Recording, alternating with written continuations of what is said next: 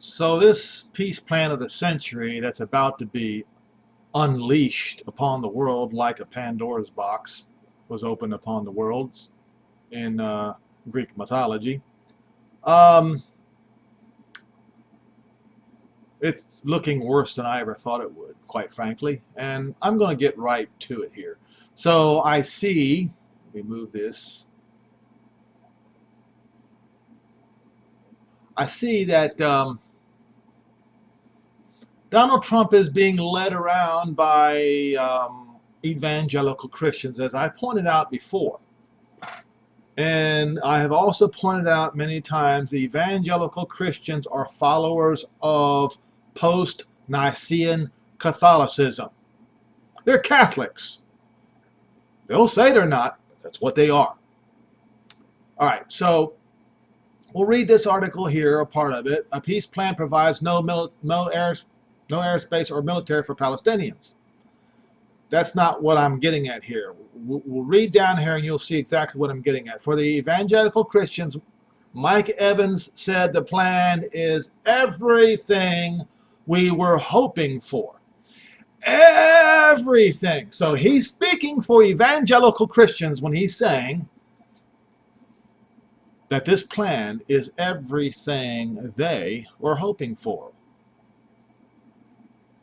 What are they hoping for? So let's look at the plan just a little bit, folks. I'll point out a couple of articles here. This is on MiddleEastMonitor.com, and this was written on December 17th, 2019. Details of U.S. President, let's see, you get the U.S. Trump's peace plan will establish a new Palestine in Gaza. All right. Details of U.S. President Donald Trump peace plan for the Middle East, dubbed the deal of the century, has allegedly been obtained by Lebanese TV station Al Mayadeen. I've also reported on this before. While the report has not officially been confirmed, the draft specifies the timetable and methods of the plan and discuss a trilateral peace agreement between the Palestinian Authority, Hamas, and Israel, according to the Jerusalem Post. The state named New Palestine will be established in not the West Bank, Judea, and Samaria.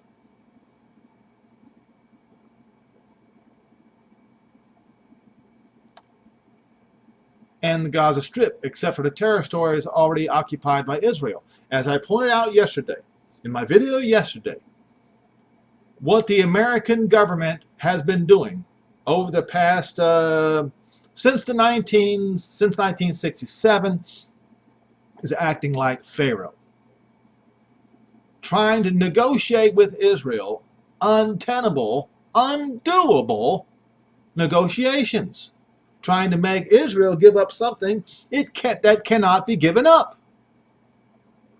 I pointed out yesterday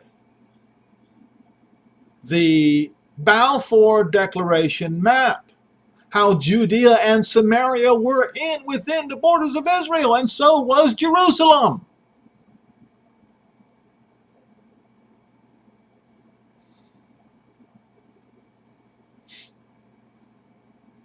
So take a look at this.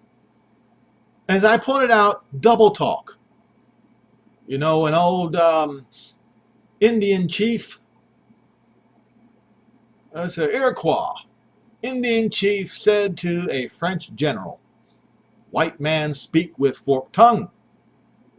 Well, in this case, it is absolutely true. So according to the agreement, Jerusalem will not be divided, and instead be shared by Israel and New Palestine. That is the worst kind of double talk ever spoken since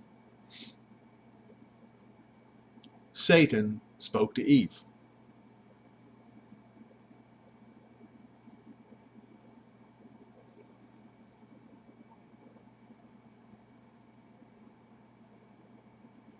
This is treacherous beyond my imagination.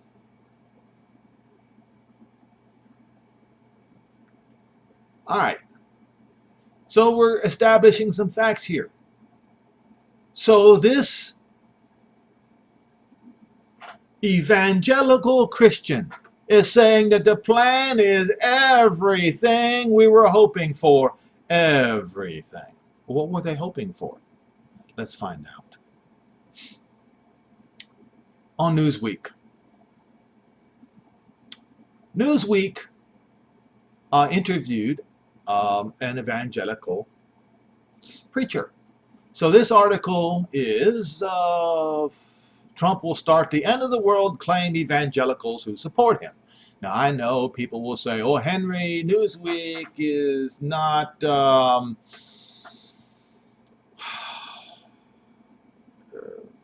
some people would even say Newsweek is fake news. Fine, you can go ahead and use that to try to disprove this whole article, but you can go to evangelical churches and they will all tell you the same thing.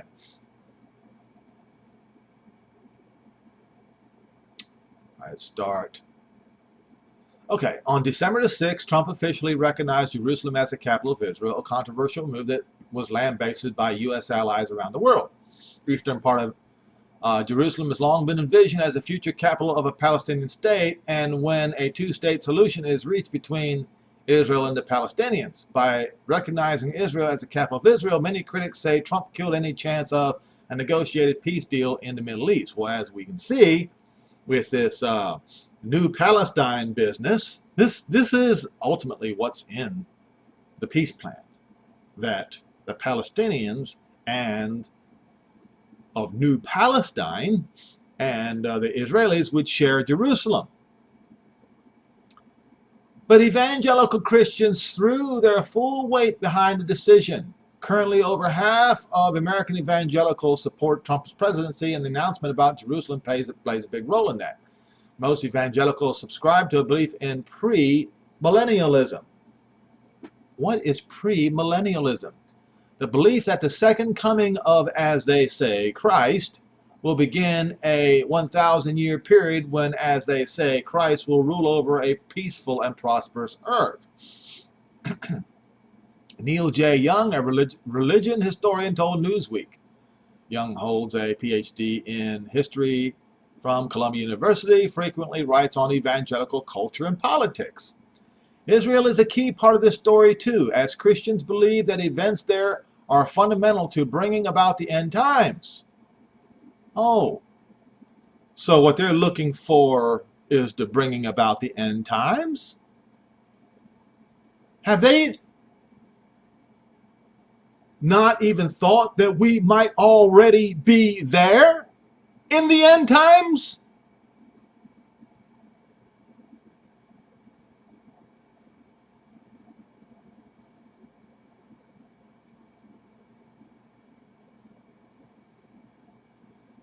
Meanwhile, the evangelical belief in the end times also include the eventual conversion to Christianity of the Jewish people. No, they won't. The Jewish people will not convert to Christianity because Christianity has switched to a false god post-Nicaea, and probably before that, according to Paul himself. According to Paul himself, many of his epistles pointed this out. So there's no way that the Jews are going to convert to Christianity. Okay, so the scenario begins, as they say, when their Christ comes to the earth to take living Christians who believe in him to heaven. What they mean is not the sky, they mean to Jehovah's throne. But if they would bother to read the scripture, they would see that the throne would be coming down out of the sky. Well, if the throne would be coming down out of heaven, and they're going to go to heaven, they're going to go into emptiness. It makes no sense. And resurrected dead who were true Christians.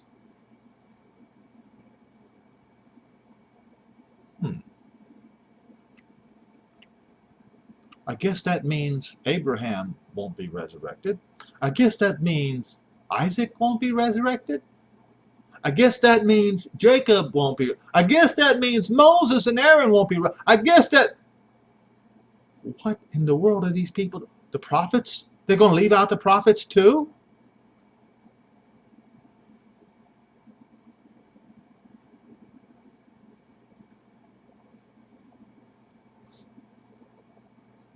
In an event called the rapture. Rapture is a Roman term. It is intended to mean slip away, but if they would have bothered to read the prophets whom they reject, they would realize that it is Israel who's going to slip away.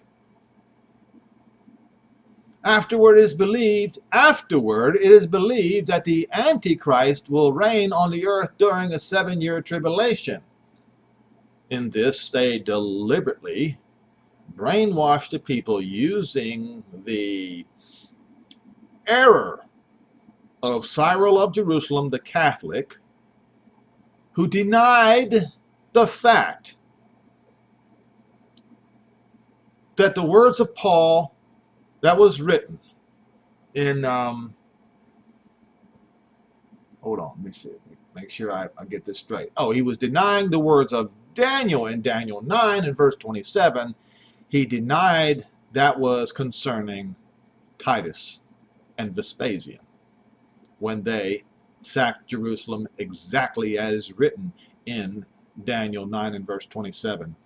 And Titus made a pact with his legions that they were to besiege the city for 7 years. That would be long enough to weaken the people enough to take the city without destroying the temple. He wanted to take the temple to Rome and make it as a trophy in the Pantheon, and also make it present it in honor to their false god Jupiter, who is also the Greek god Zeus, who Jesus is named in honor of.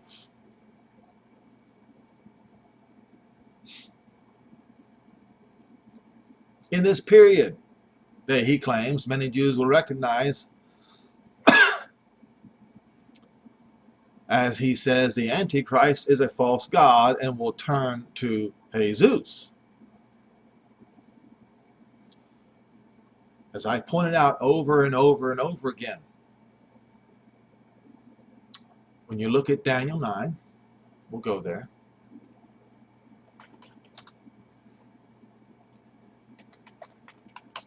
This is a horrible and grave error on the part of Christians today, and because they did not love the truth, Jehovah has given them over to great delusion. Daniel 9. So we have 77s here. 70 weeks are determined upon your people and upon your holy city. To what? To finish the transgression on the people, on Israel, on the holy city, and to make an end of sins of Israel. That means, according to Jeremiah 31, verses 31 through 34, according to Paul in Hebrews 8, verses 8 through 12, according to Paul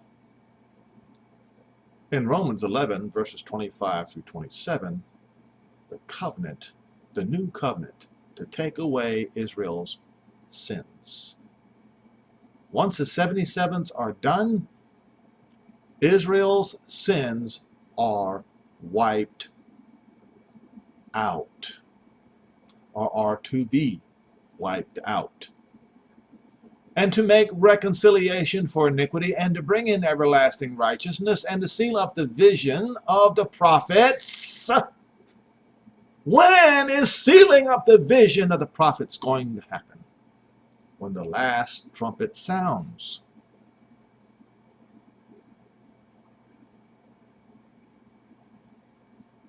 So, when the 77s are finished, the last trumpet will begin to sound. How do I know this? It is written in Revelation 10 and verse 7 that in the days of the seventh trumpet, when it begins to sound, the words of the prophets will be fulfilled. That's how I know. You can go read it for yourself. So, this right here, at the end of the 77s is when the last trumpet is going to sound. And I have proven over and over and over again for the last 2 years, I've talked about this, how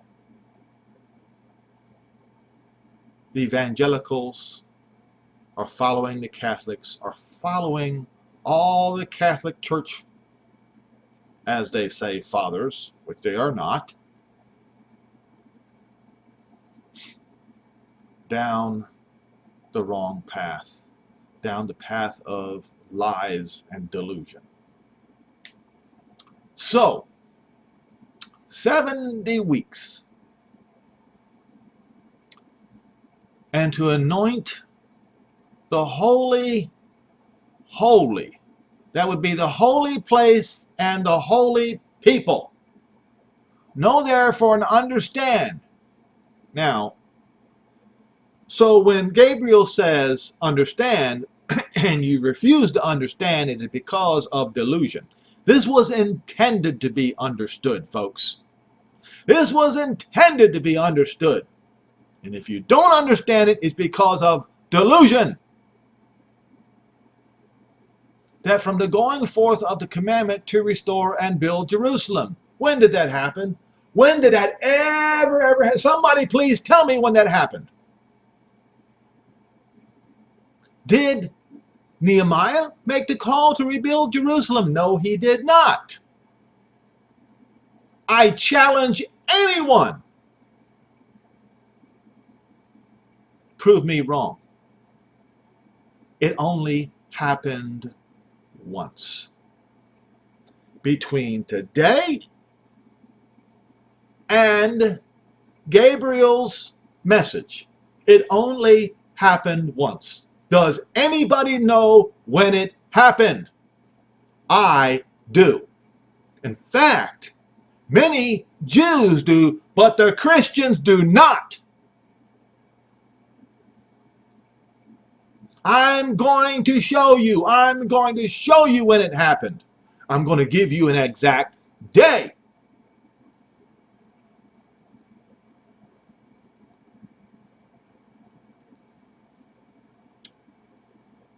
All right, let's find it here.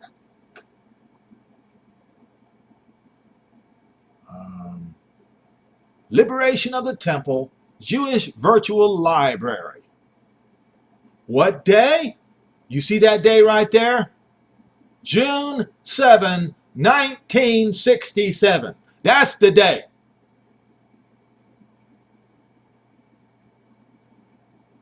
All right? What's this all about? The Six-Day War, the liberation of the Temple Mount and the Western Wall. Let's scroll down. I'm going to show you who said rebuild Jerusalem. Rabbi Goren, or General Goren. Lashana Hazat be Yerushalayim ha-Banuya be Yerushalayim ha-Atika. Do you know what that means? I'm sorry for butchering Hebrew to all of you Jews out there. My apologies. So I'll say it in English for you deluded Christians. This year, what year? It means start the clock.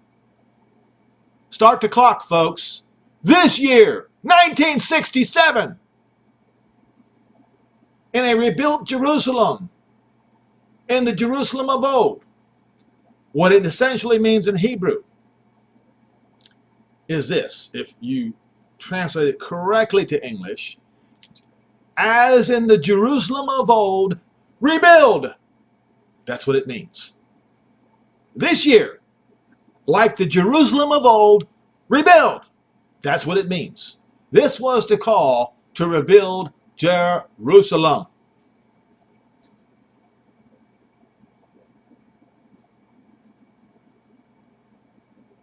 Let me see if I can. I want to try to do this too. Just out of curiosity. I always find the most amazing things just from curiosity. And I may not. Translation.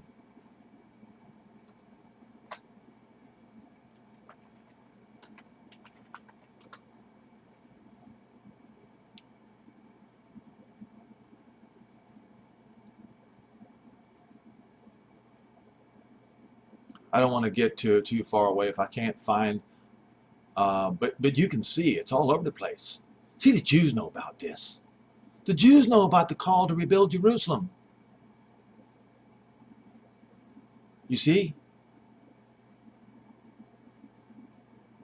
Wait a minute. Look at this. You see? Look where it says right here, translation. Blessed are you who comfort Zion and build Jerusalem. Folks, really? Are you gonna stand there in your delusion, Christian? Is that what you're going to do? Now let's go back. See what I just found? Now let's go back to Newsweek. No, we go back to Daniel. I'm sorry. My apologies. All right.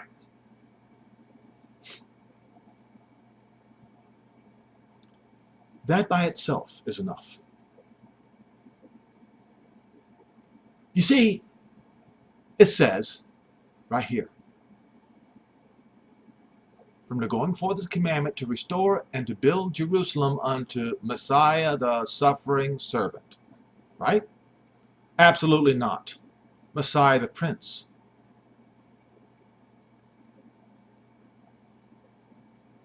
Where did the suffering servant go? Shall be 7 weeks.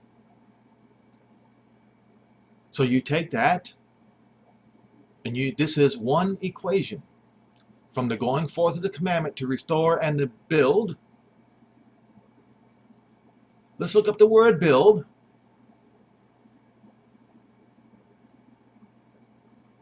Rebuilt. Aha! There it is.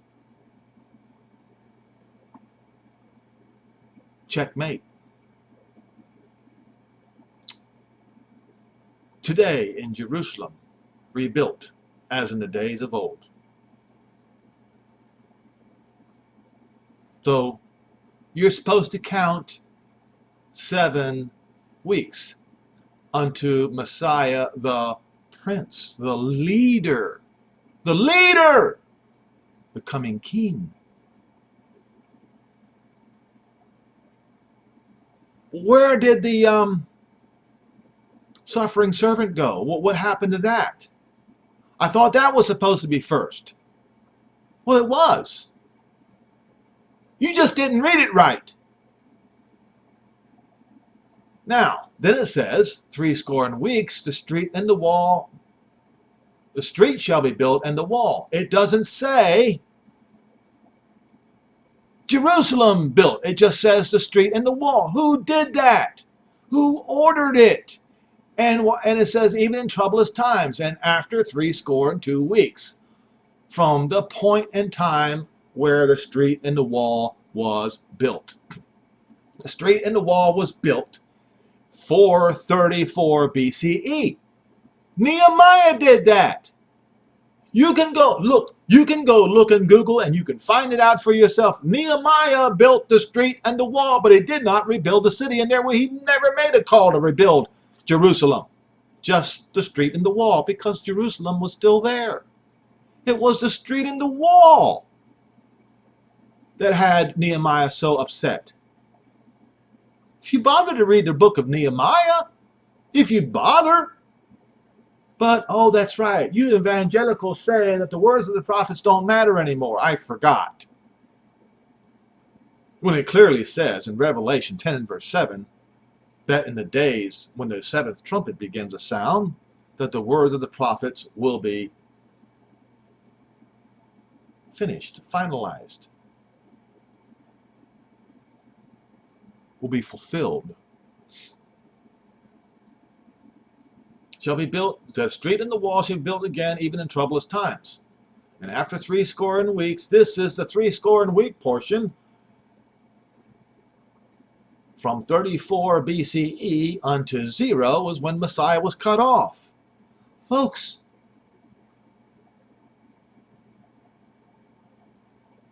your preachers are lying to you. Your preachers are stealing salvation from you.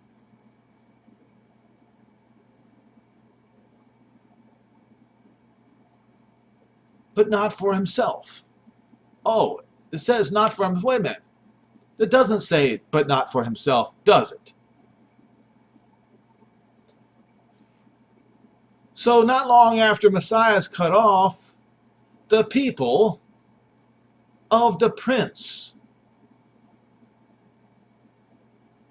that come, they will destroy the city and the sanctuary. If the city is destroyed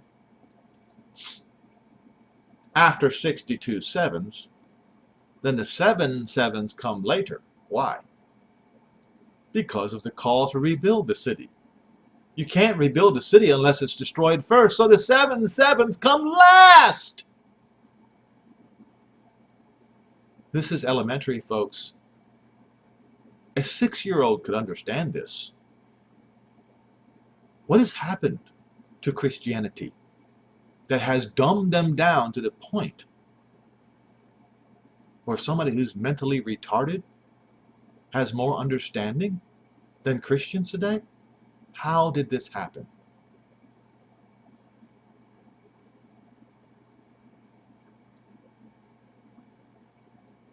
And the end of the city thereof shall be with a flood. In other words, what it's saying is they're going to break into the city and storm the city.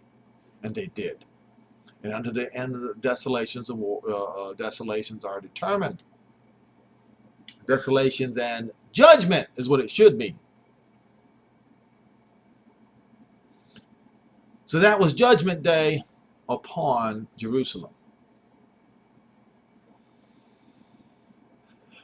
A strong, mighty covenant with many. Abundance for 1 week, as I pointed out.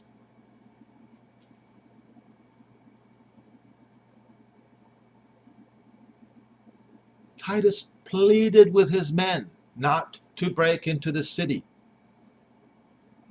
7 years it was the appointed time of besiegement. But what happened was, and you can do your due diligence and read your history, the Jews were buffeting the Roman besiegers so badly that after 3.5 years, or right about 3.5 years into the siege, the soldiers lost control of themselves and they broke into the city and they stormed the city. In spite of the objections by Titus.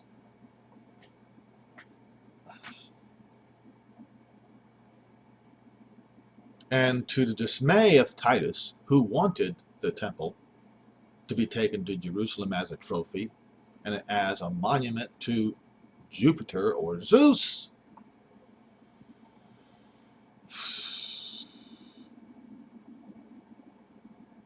the sacrifices were caused to cease. That was the first thing that happened. And if you want to sit there and say it's going to happen yet, you are lying. Get out of your stupor. Stop being foolish. Your life is in danger if you ascribe to the lies of Cyril of Jerusalem. The sacrifice and oblation were caused to cease, which means, I believe, as I remember, it was on the 9th of Av. And for the overspreading of abomination. And Jerusalem was made desolate until it was consumed. Judgment. That word haratz means judgment. Be poured out. Desolation. Now, I've already proven that the 434 years, 62 weeks is gone. I've already proven that the 1 week is gone. You see, folks, it was in 74 CE.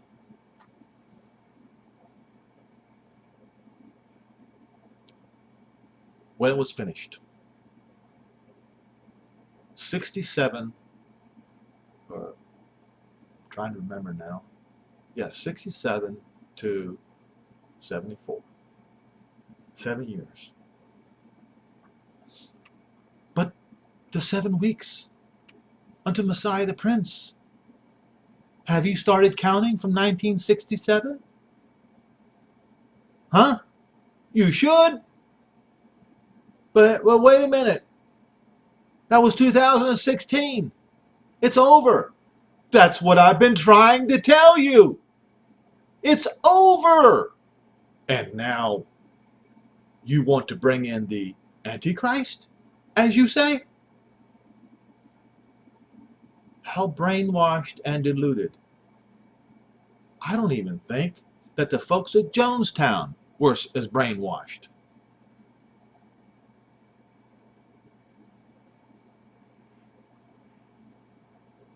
This is not hard to understand, people. So we go back here. This is why I keep telling you.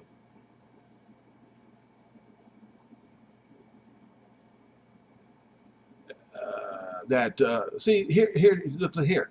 For some, evangelicals simultaneously hold views that are supportive of Israel and deeply anti-Semitic. That is serpentine. This is what I've been trying to say. Your religion is anti-Semitic. Why? Because it's rooted in Catholicism.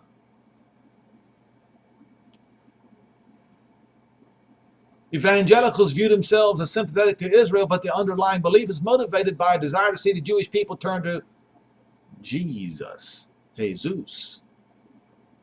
Somebody they could never turn to. Yehoshua, yes, but Jesus, no.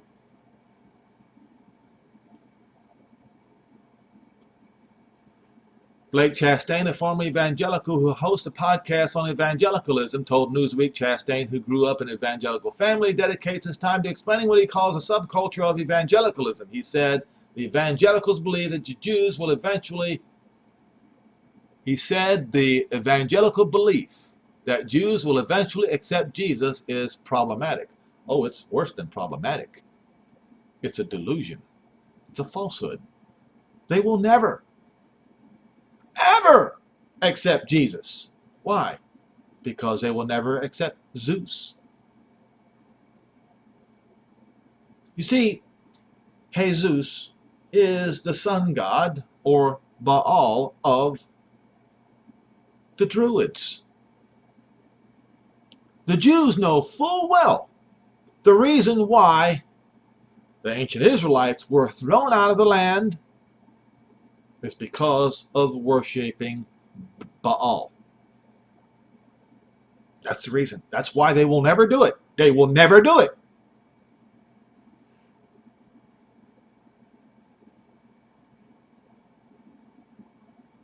So, who is President Donald Trump getting his how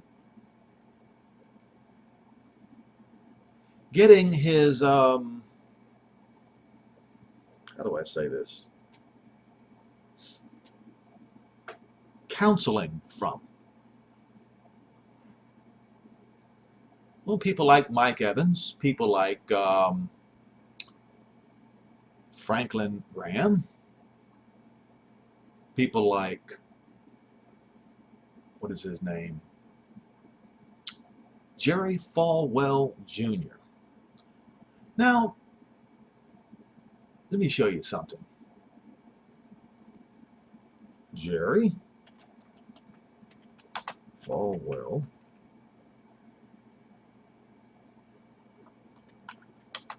said the Antichrist would be a Jew. In January 16, 1995, Jerry Falwell said the Antichrist is probably alive today and is a male and to be the counterfeit, and he has to be Jewish.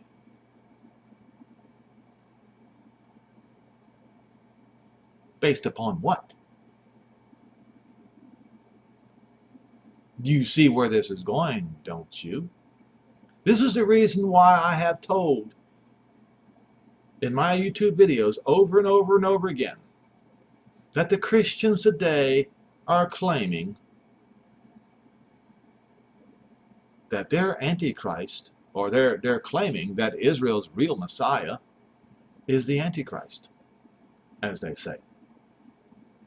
Paul in Thessalonians was talking about the prelude to the destruction of Jerusalem, how there would be a revolt among the Jews. Why? Because of Caligula. The devil entered into Caligula, and he viewed himself as Zeus or Jupiter. He became possessed by the devil. But the Christians don't want to hear that because it messes with their narrative. And they bow down and worship their false narrative. That's delusion, folks. Yes, Caligula ordered an image of himself as Zeus to be placed in every synagogue in the realm, including the temple. And in the end, Titus, the prince of the Romans, did place the image of Zeus at the corner of where the temple once stood, fulfilling the prophecy about the destruction of Jerusalem in Daniel 9. There is no more destruction of Jerusalem left. The only thing that is left is for Israel's Messiah to show up.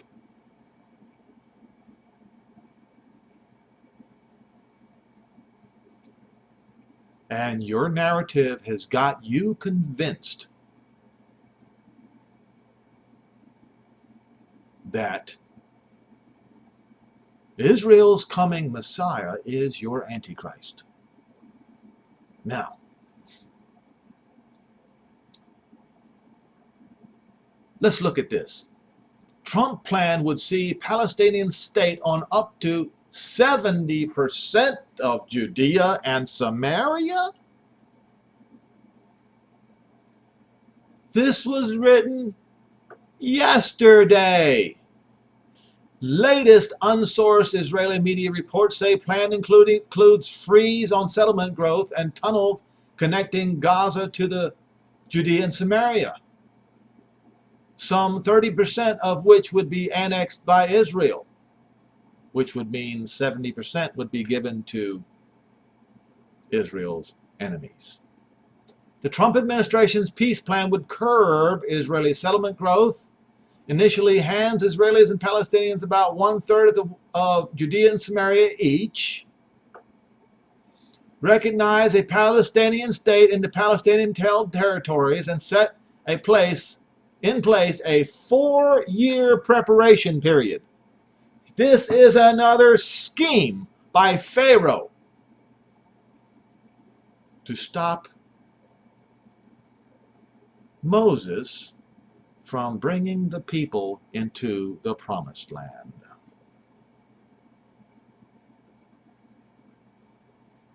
Get it?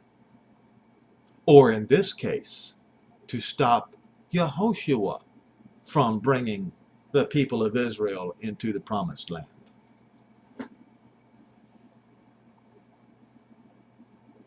During which Palestinians would, so Washington hopes, come around to the plan and possibly negotiate control over the remainder of the territory. So now they're going to try to force the Israelis to wait 4 more years. 4 more years of all Israel scattered around the world being captive, enslaved to the Gentiles. 4 more years, Pharaoh says. We want to hold them captive 4 more years. At least this is what several Hebrew language media outlets were reporting on Sunday, just a day or two before U.S. President Donald Trump is expected to unveil the long-awaited plan to Prime Minister Netanyahu and his rival MK Benny Gantz, who are in Washington this week. Probably right now.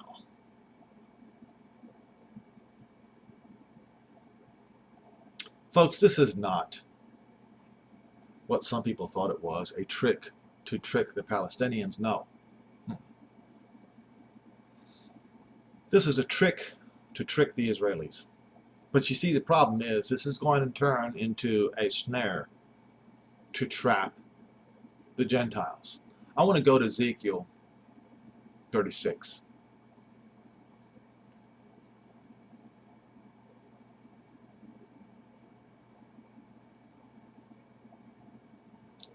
Strong's Concordance, just in case I need it.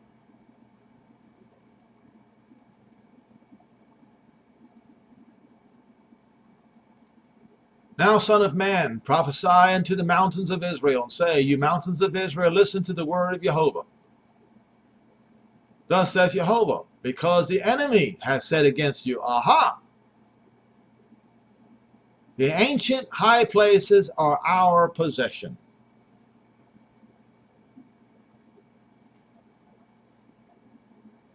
Who does this? Well, not only the fake Stinians, but the Greek Orthodox, the Catholics, and the Protestants do. Yes, they do. For this reason, prophesy and say, thus says Jehovah, because they, or because you were desolate. You see that word, shamaim? That's the same word that was used in Daniel 9. Desolate. Because you were made desolate. And all those on every side swallowed you up, to gasp, pant, or made you gasp. All right?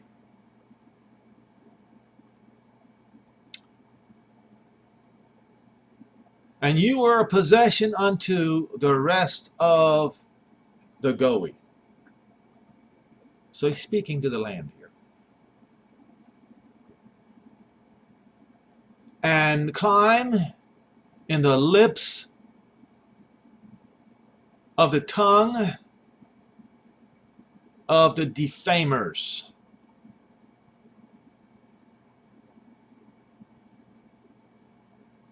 Of the people. Do you know what that means? Defamers of the people of Israel. The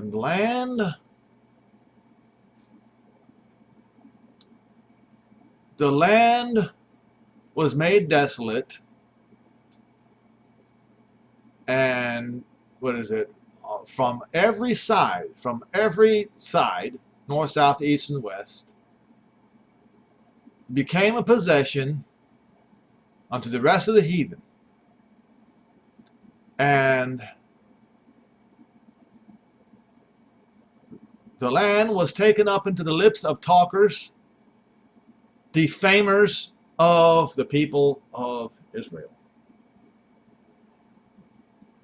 For this reason, the mountains of Israel, listen to the word of Jehovah. Thus saith Jehovah, to the mountains and to the hills, to the rivers and to the valleys, to the desolate places, and to the cities that are forsaken, one of which is Jerusalem, which came a prey and a derision to all the rest of the heathen that are round about. Therefore, thus saith Jehovah, surely in the fire. That's not figuratively speaking, folks. That's literally. In the fire of my jealousy have I spoken against the rest of the heathen, the rest of the Gentiles, those who remain. The remnant means those who are alive still when he comes to bring the fire of his wrath. And also against Edom, who has set my land into their possession with joy in their heart, with despiteful minds, to take the open land of Israel by spoil and robbery. Okay, that means the Muslims are guilty of that. That means the Orthodox Church is guilty of that. That means the Catholic Church is guilty of that. It means the Protestants are guilty of it. Because they have seized land in Jerusalem, didn't they? Yes, they have. To this day, stolen it. They stole it. Prophesy therefore concerning the land of Israel, and say to the mountains and to the hills and the rivers and the valleys, thus saith Jehovah, thus saith Adonai Jehovah, to speak and the zealous and with heat and rage, because the land had to bear the shame of the Gentiles.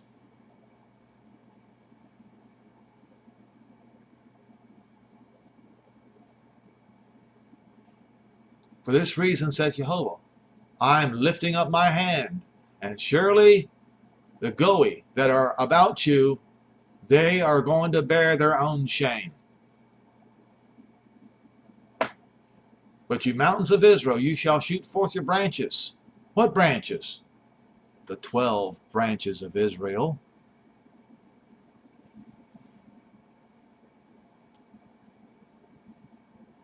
And you will yield your fruit to my people Israel, for they are very near to come.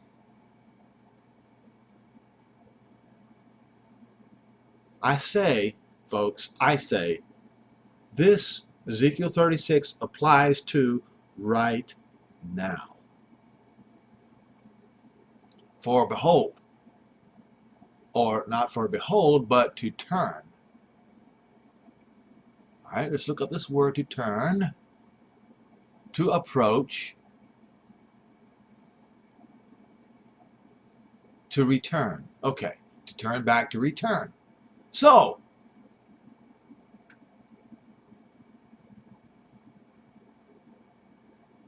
to return, to work and serve, and to sow, to scatter seed. And I will multiply men upon you, the house of Israel, even all of it. All right, it says, the cities shall be inhabited and the waste places be built. And I will multiply upon you man and beast, and they shall increase and bring fruit, and I will settle you after your old estates. Wait a minute. What did General Gorin say? As in the Jerusalem of old, rebuilt.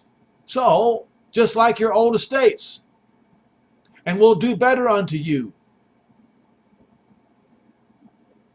Do better or be good unto you.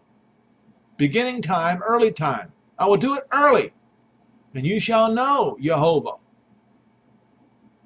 And I will cause men to walk upon you the land, my people Israel. And they shall possess you. and you, and an inheritance, and to add henceforth, or to be no more bereavement of men. All right.